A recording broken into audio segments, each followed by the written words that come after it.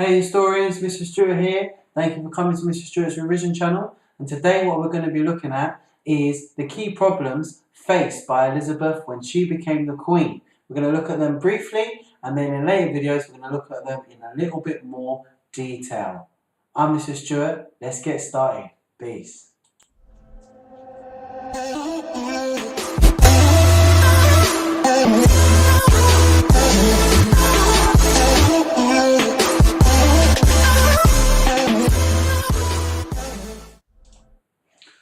Okay, so the key problems faced by Elizabeth when she became the Queen.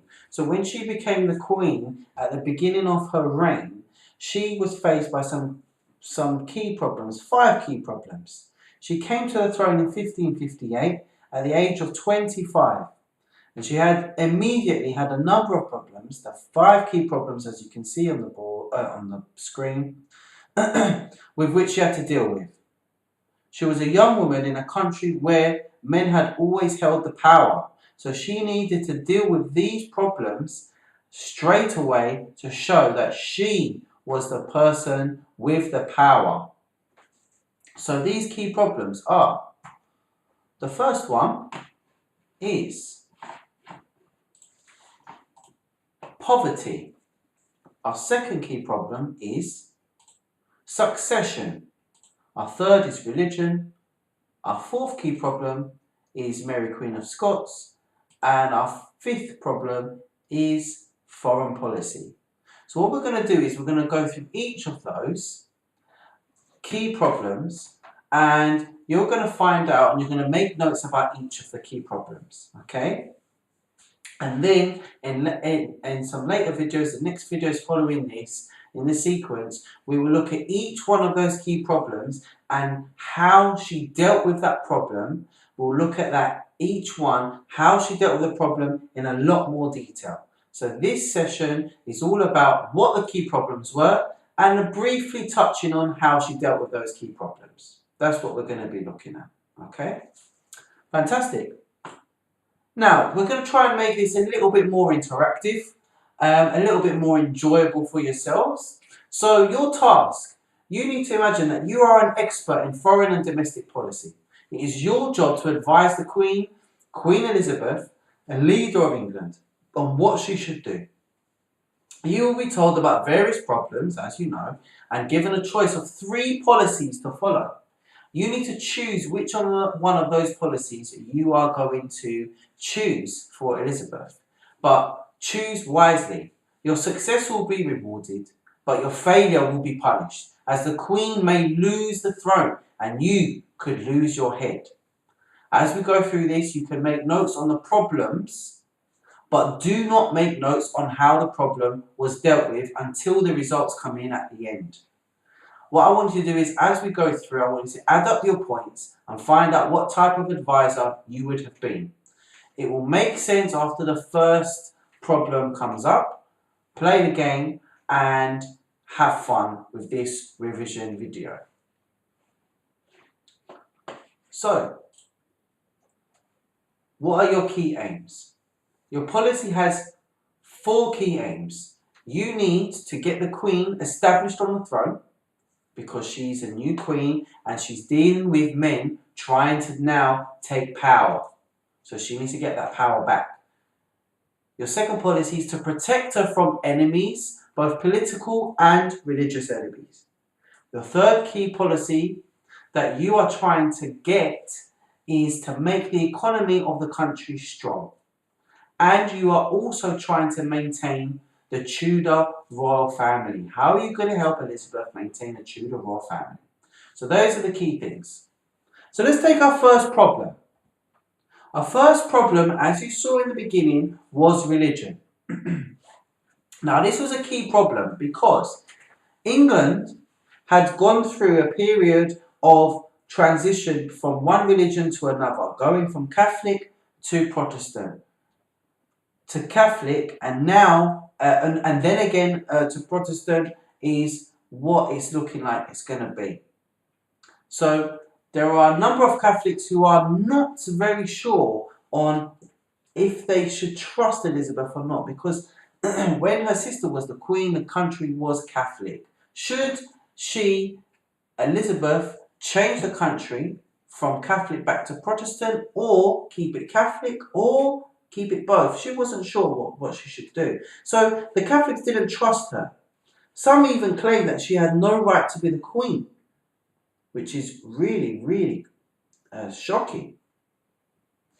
Also, there was something called a Puritan. A Puritan was an extreme Protestant.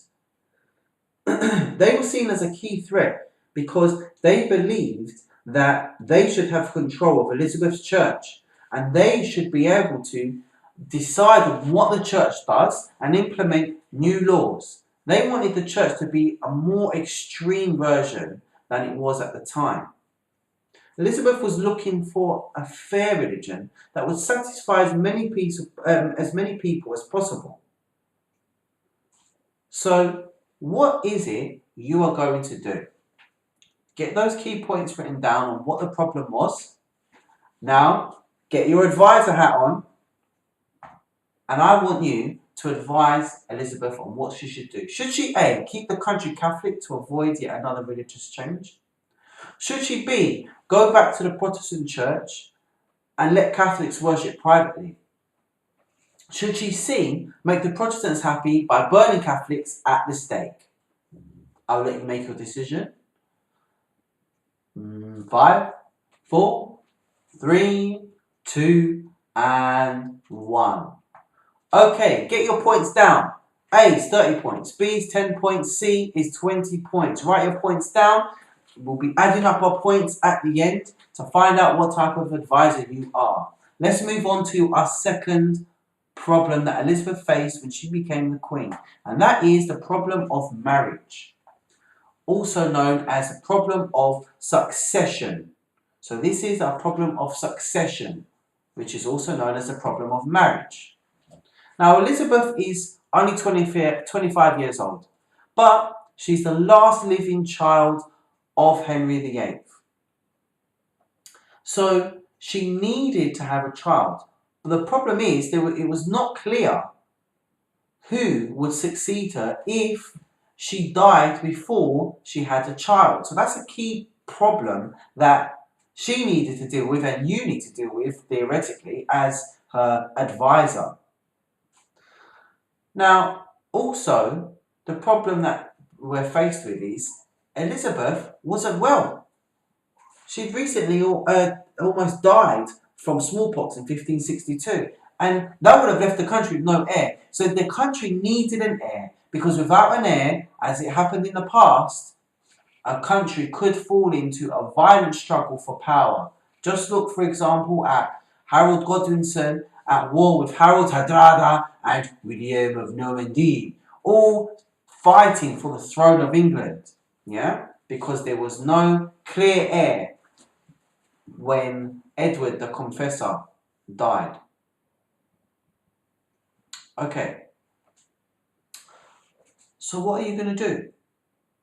What are you going to do as the advisor? Are you going to A, tell Elizabeth to stay single? B, tell Elizabeth to marry an Englishman? Or C, tell Elizabeth to marry the Catholic Philip of Spain to keep friends with the Spanish? I'll let you make your decision now. 5, 4, 3, 2, and 1. So if you wrote down A, you got 10 points. B, you got 20 points. And C, you got 30 points. Add those to your previous points. We're going to be adding those up at the end to find out what type of advisor you would have been if you were advising Elizabeth on how to deal with her problems when she became the queen. Let's move on. Our next problem that Mary had to deal with when she became the queen was Mary, Queen of Scots. Mary, Queen of Scots was her cousin, and she was the next heir to the throne. The problem she had is she was Catholic, and there were many Catholics who saw Mary as an alternative Queen of England, the woman that should be the rightful heir to the throne. There were a number of Catholics that were plotting against Elizabeth to try and put Mary in place of Elizabeth. So what are you going to do with Mary, Queen of Scots?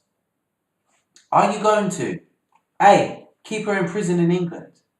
B. Give her back to the Scottish for possible execution for the murder of her husband? That's another story which you'll find out in another video. Or C. Help her to get her Scottish throne back? This is a really juicy one. Mary, Queen of Scots is a really interesting problem faced by Elizabeth. I cannot wait to go through the video with you in a few days' time. Make your decision now. You've got 5, 4, 3, 2, and 1. Fantastic. So, if you chose A, you got 20 points. If you chose B, you got 10 points. If you chose C, you got 30 points. And what I want you to do now, yes, just like the previous problems, I want you to add up your points. And remember, I just want you to write it down, because at the end of this video, the end of this section, we're going to find out if you were a good advisor or a bad advisor if you were alive during Elizabethan times. Let's move on to our next problem before I stumble across my words even more. Foreign policy. Elizabeth's problem of foreign policy. Now, at the time, the Catholic countries such as the Spanish, the French, wanted influence over England. They also had the support of the Pope, who wanted to change England back to Catholicism. This meant that the threat of invasion was very, very real and very, very possible. How was she going to deal with this problem? Protestants also in the Netherlands posed a key foreign policy issue. Should she support the Protestants in the Netherlands who were trying to fight against the Spanish rulers who were Catholic? Should she support them, or should she leave them to do and deal with their own conflict? This is a key issue that we're going to look at in later videos. But you need to know about this problem right now. And what would you do as her advisor? Would you A. Refuse to have got involved with any other country's disputes? B. Tell her to send money to support the Protestants in the Netherlands? Or C. Send the troops to the Netherlands to help support the Protestants there and show how powerful England was? Whichever one you choose, always remember to include your spelling, punctuation and grammar, unlike I have, because I haven't put full stops after my A and B sections.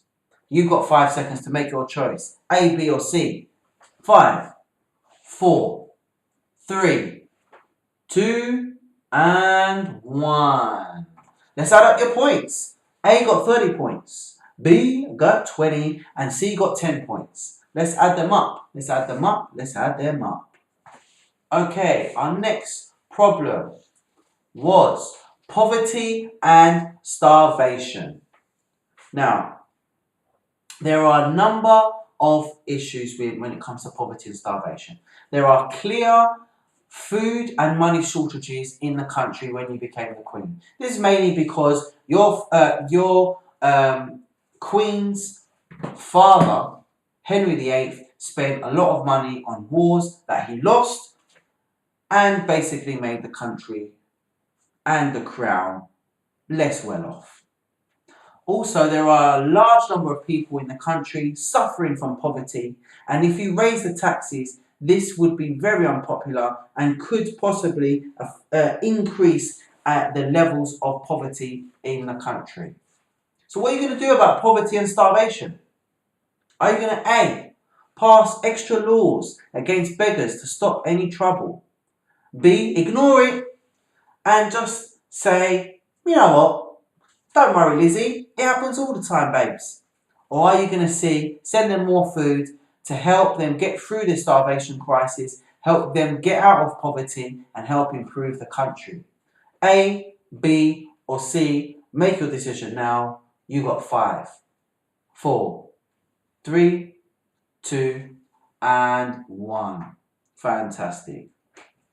So if you chose A, you got 10 points. If you chose B, you got 30 points. And if you chose C, you got 20 points. Now, make like a calculator and add up your scores. Those of you that have already added up, you can do a little bit of mathematics and try and add 768 to 483. What does that make? What does that make? What does that make? When you next see me in class, you can tell me. Fantastic. Okay, so now you've got your score.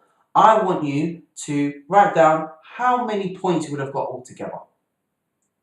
Now, if you got 120 to 150 points, your advice was really good for someone who wants to get rid of Elizabeth and die.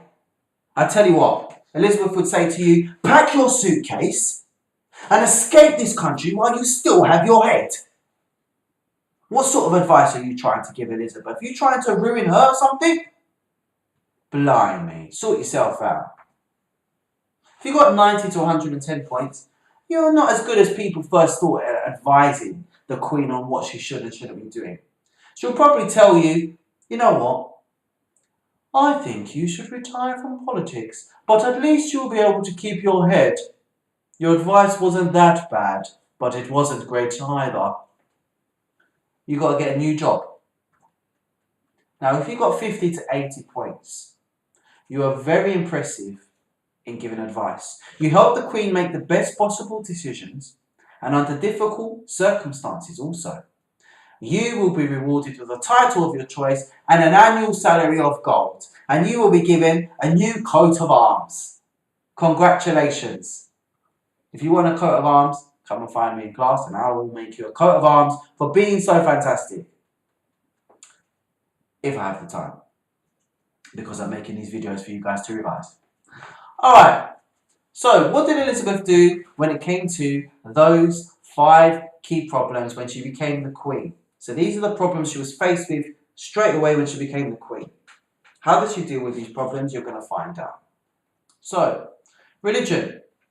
She chose to go back to the Protestant church and let Catholics worship privately. We will look in a lot more detail at what she did with religion. That is the briefest of brief statements on how Elizabeth dealt with religion. We'll have a whole religion video on how she dealt with religion. Marriage and succession. What did she decide to do? She decided to stay single. Again, that is such a brief statement. We'll have a whole video on that. Please check it out. Mary Queen of Scots. She decided, Elizabeth, to keep Mary Queen of Scots imprisoned in England. Why did she keep her imprisoned? How did she keep her imprisoned? What were the repercussions of her keeping in prison? You will find out in a separate video coming up soon. Not your looks. It's not her looks that was the issue. It's all about foreign policy. How does she look when it comes to other countries? What is England looking like? Now, Elizabeth, when it came to foreign policy and showing what England was like, she decided to send money to Protestants to fight in the Netherlands. She decided to send troops to support the Protestants against the Netherlands and in turn go against the Spanish and go to war. You will find a lot more information about foreign policy and the development of the war with Spain in a later video also coming up in the next week. Now, the next issue we have is not necessarily, sorry, it's not her looks, it's starvation. Starvation and poverty. What should she do when it comes to starvation and poverty? She chose to pass extra laws against beggars to stop any trouble. Now, I've already done a video about poverty. It's on there, check it out.